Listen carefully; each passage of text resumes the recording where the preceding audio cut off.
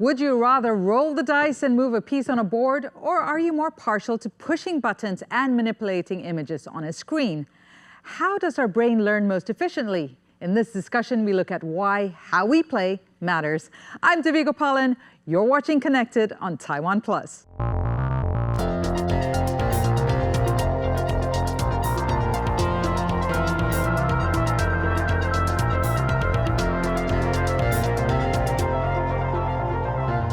And to delve into the topic in detail, I am joined by Cheyenne Maechtle, a lecturer at the University of Taipei, and Matthew Farber, an associate professor of educational technology at the University of Northern Colorado. And he's also the co-author of the well-read game on playing thoughtfully, published just this March. So in that case, I will start with you, Matthew. You are the co-director of the Gaming SEL Lab, where SEL stands for Social and Emotional Learning. Can you explain a little bit about what that is? Yes, social emotional learning is a set of teachable competencies, or sometimes they overlap with soft skills. So it could be empathy, compassion, perspective taking, goal setting, teamwork, and those sorts of skills that are valuable to be human.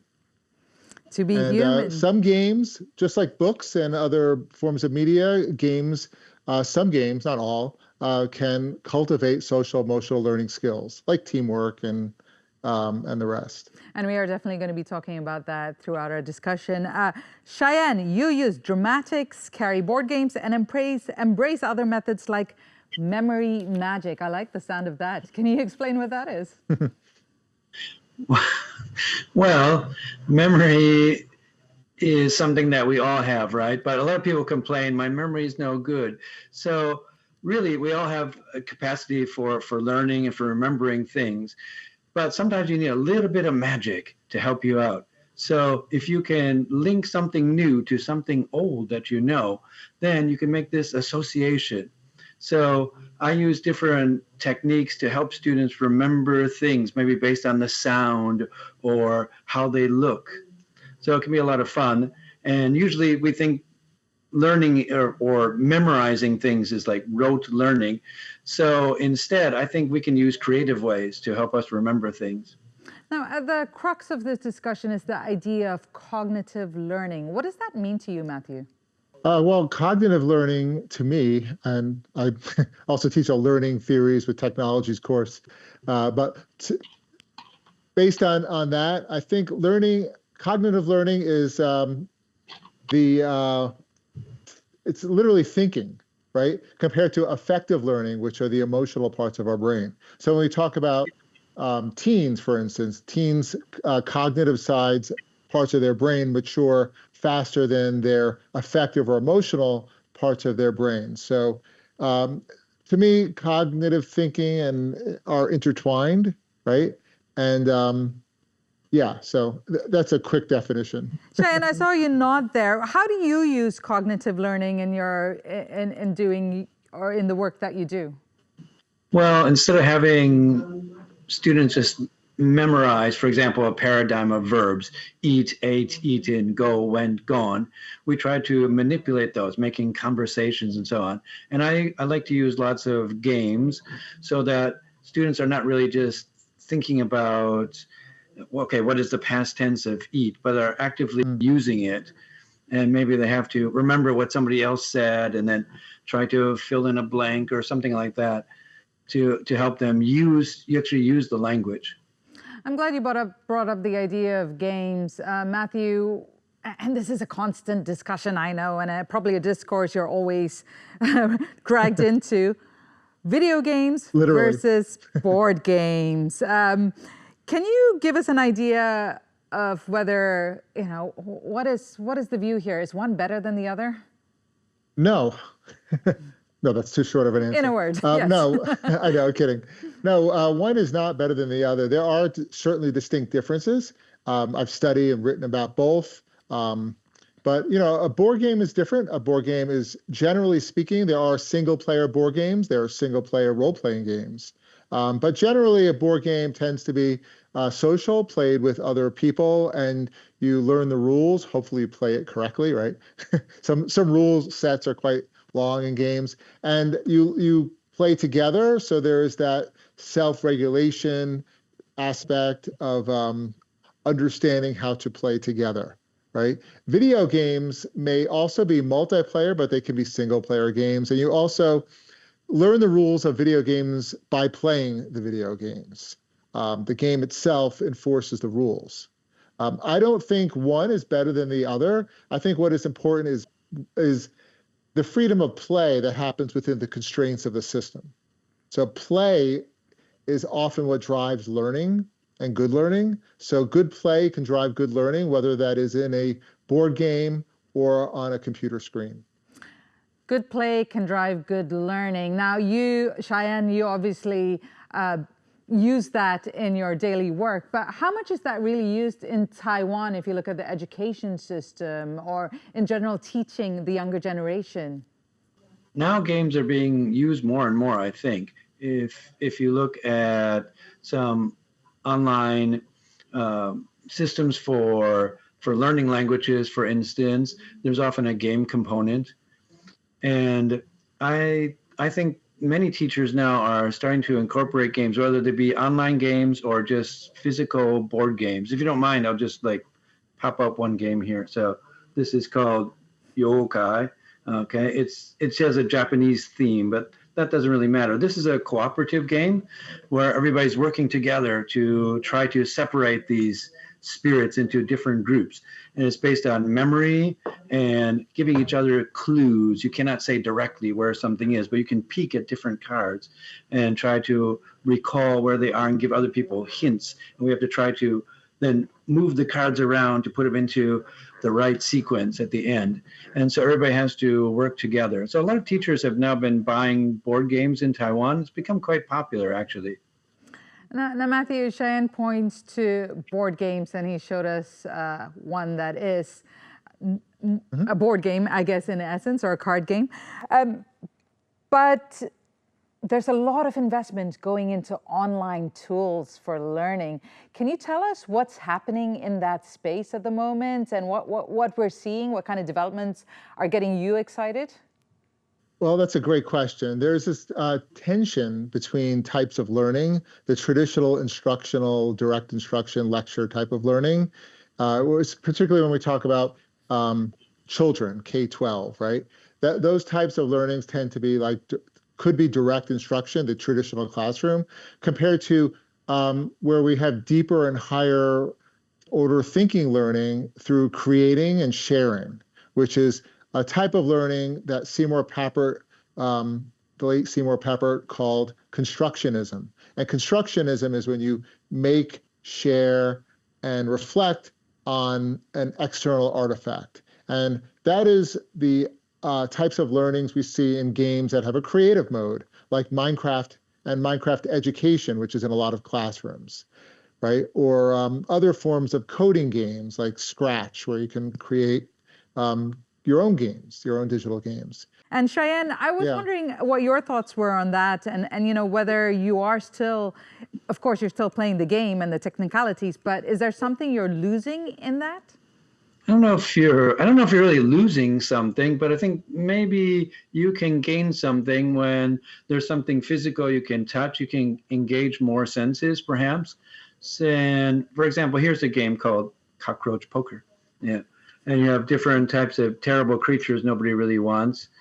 and yes, you could play this online, but it's kind of fun because in this game, it's a sort of a bluffing game. So I have to pass a card to somebody and say, oh, for example, it's a cockroach, but they can't see it. So then they have to guess and see if I'm really telling the truth or not. And they have to really kind of maybe read my face, listen to my voice, and see what they think, if they believe me or not. So it can be kind of fun to interact that way. I think both ways, online and in person, have their advantages. But I think that for me, being a classroom teacher, I like doing things right in front of everybody, and we can interact and also really kind of feel things, pass things over, touch them, and so on. I have a similar anecdote about that, by the way, for my teaching. There's a popular game called Werewolf, and it's like the other popular game, Mafia, where one player closes their eyes All the players close their eyes, and one or two don't because they're the werewolf, and they tap on shoulders, and you have to guess who the werewolf is. And that is a type of game that involves a lot of bluffing, and it's a social deduction game, and it works best when you're with people. Oh, there you go. I actually have it right here. Perfect. So I used to play this when I was teaching like 13-year-old students, and after they played in a large group, I would ask how they felt. How did it feel to like have to gang up on somebody who may be the werewolf or to cast doubt? And then I asked them, I led them, because that's the role of the teacher to me in this situation, to times in history where that happened in the US. And that brought them right to the Salem witch trials in the US, where there was this witch hunt in the 1600s. And then I gave them some books and texts, and I challenged them to then make a new version of the game, but using the characters and actions from the book that was several grade levels above where they would normally read that book. But suddenly they wanted to, because they wanted to make a different version and play that different version of the game.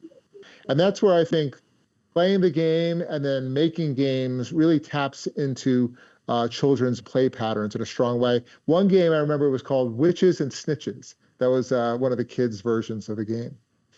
Such and it works best in person. Exciting titles too. I guess that really helps. But it sounds like so much fun. I wish I were in both your classrooms. I have an 8-year-old, and it's a very, very different system of learning here in Taiwan, as you know, Cheyenne. Although there is a move to start incorporating play into learning, it's still very, very early stages, I would say. Even in the university, though, I try to use a lot of play, and I do a game that's a murder mystery. My friend and I developed it ourselves, where 7 people play a role, and one of them is the killer. So it's another sort of werewolf sort of game, but there they have like roll cards so they know who they are, but they can make up anything they want to. They can lie as much as they want as well, but people can catch them in their lies. The other students are then police officers trying to break down and see who's really lying, who's telling the truth. And actually everybody has a reason to lie in my version of the game. So they're all lying for one reason or another. Maybe they're not the killer, but they were doing something else bad tonight. So we have to figure out what was really going on with them. And students have a lot of fun with that, because some students, I think they're very straight-laced, but once they get into this game, then they start lying dramatically and having a lot of fun with it. And then even the police officers get pretty creative in their questions as well. Oh, how fun. Looks like werewolves are in vogue. Now, before we continue, I want to get you to watch this little film. Now, board games are making a comeback in Taiwan despite the growing popularity of online gaming. Connected Shivam Pal meets the players behind the island nation's board game revolution. 但是因为我真的很喜欢设计，我就辞掉工作，正职做桌游设计师。 After working for nearly 3 years as a traditional Chinese medicine clinic assistant, Yuwen rolled the dice on her passion for board game designing. 那时候我的存款只有3年的收入，到现在慢慢的兼职打工存钱，边设计边养活自己。 And this is what made her take the risky move at a time when the focus on entertainment is mostly on the digital realm. Step into Taiwan's vibrant cafés where curious minds come together to move their counters, spin the wheels, or simply pick cards to trump their opponents on the tabletop. 因为我觉得可以跟就是我所有大大小小的朋友玩，比如说小朋友或者是上到老人也可以。我觉得这是桌游最有趣的地方。 Because sometimes we just want to like go out and hang out with friends, and board game is the good choice. These are the aptly named Sherlock Cafe and Baker Street, 2 of the nearly 250 board game hubs dotted across Taiwan.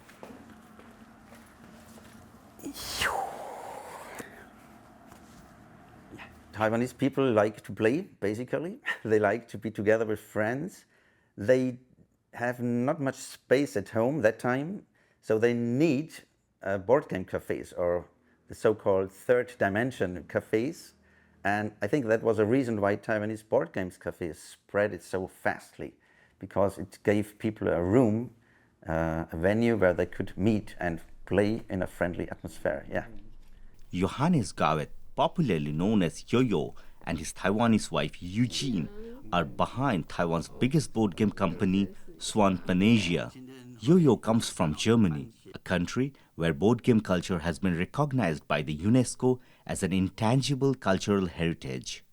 But when he arrived in Taiwan nearly 2 decades ago, it was a very different playing scene. People were willing to spend money on food, but not on mental food, on games. The couple have spent nearly 2 decades taking board games beyond popular pastimes like mahjong or maqiang, go and xiangqi or Chinese chess in Taiwan, and the more traditional games. 在我们台湾，大家的童年回忆都是大富翁。那在国外也叫做地产大亨。大家的童年基本上都会跟亲戚、小孩或是家人一起玩。我的童年也是，我们是在乡下长大的。那时候一到过年，在家庭里，我们就会拿出一个大富翁开始玩。But Yujing and YoYo's strategy goes well past the counters and cards. They promote board game culture through classes, workshops, exhibitions, and special events across Taiwan. 所以我们会尽量，就是我们一直都在尽量接触到不同的群众，然后让大家可以试玩。我觉得试玩是重点，就是桌游有时候很多人都听过这个东西，但是很多人没有实际去玩过。YoYo feels Taiwan's board gaming scene has come a long way to become one of the most vibrant in Asia.